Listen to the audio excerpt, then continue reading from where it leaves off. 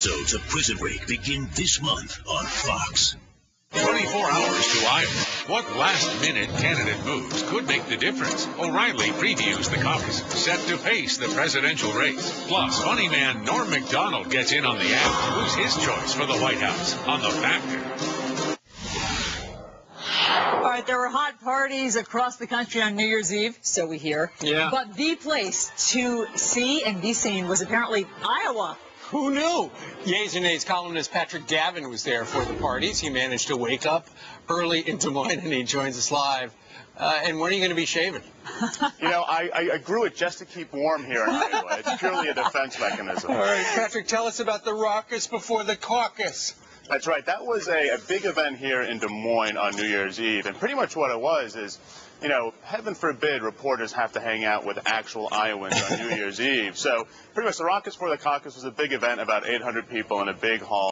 And, you know, if you didn't know better, you'd think you were just right back in D.C. because it was all the same journalists, all the same flacks, all the same political types, just hanging out with each other again and doing the same things over again. But it was pretty good. There was some Iowa whiskey, homegrown, that was consumed by a lot of people, which resulted in a lot of dancing late at night that, fortunately, I don't think anybody got on tape. Yeah, but give us the dirt. Was there any unauthorized fraternizing between the political parties? Well, it was a bipartisan event. So there was a lot of Republicans, a lot of Democrats. Oh, my goodness. No fights broke out, which I can happily report. Right. And I think it was actually a nice event, sort of the calm before the storm, where both parties get together, have a few drinks, maybe dance a little bit, and then, you know, go back to battle. Let's talk about football and R&R. Romney and Richardson both had parties, football parties. That's right. I attended an event for Mitt Romney. He went to the home of, ironically, the Richardsons, not Bill. And, you know, a lot of us watched football yesterday, but we didn't have some guy standing on a podium in our living room talking about how he wants to end Islamic fundamentalism. But that's what happened at this home. Of course, in typical Romney fashion, he's a very straight-edge guy. There was no beer, so it wasn't your typical football party.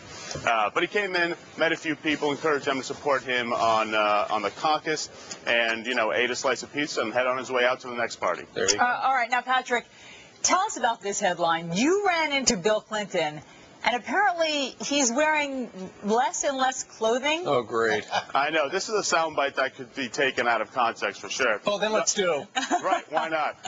Yeah, ran into him actually near the Rockets before the caucus party. And, you know, the one thing everybody talks about when they're out here is just how incredibly cold it is. So I asked him, like, how are you managing to survive and stay warm since you're here all the time? And he said, you know, honestly, the older I get, the less clothes I need. It's like, I guess my blood just gets thicker. So, you know, for the rest of us, we've got that to look forward to. Well, I shudder to think what happens when Hillary starts campaigning in Alaska. Yeah, exactly, exactly. Patrick, before you go, I know you've been out there, you're a city boy, but what have you thought about the people of Iowa, the state I was born in? Amazing, and that's actually what's been incredibly funny, is there's a lot of these reporters come in, they're not used to hanging out in middle America and in Iowa, and the first thing they all say, besides how cold it is I'm amazed at how nice these people are. They've been incredibly friendly, incredibly generous, and it made the trip for a lot of us really worthwhile. Listen to you. I'm sure the Des Moines Chamber of Commerce would be happy to send you a fruit basket after that. Patrick Gavin, the Washington Examiner, the Yeas and Nays columnist, thank you very much. Warm up. Thanks, Patrick. All right, it's just one day to go until Iowa. So what do candidates in the back of the pack need to do in the next 24 hours? Need to get ready to pack. And take a look. This is no ordinary beauty queen. Why is she smiling? Well, could it have to do with the fact that she kidnapped and tortured her ex-boyfriend? That story straight ahead. Fox and Friends first.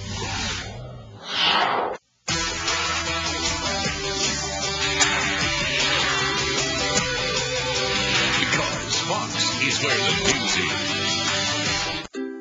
is. People know that if there are experts who can help prevent a problem, they should call them.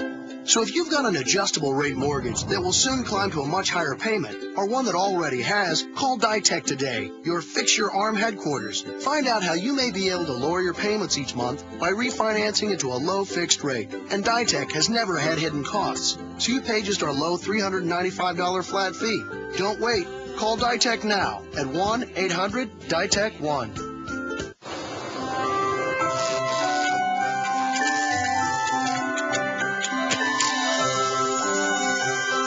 It's that magical time of year. Get a special lease offer on a powerfully luxurious E350 sports sedan at the Mercedes-Benz Winter Event, now through January 2nd.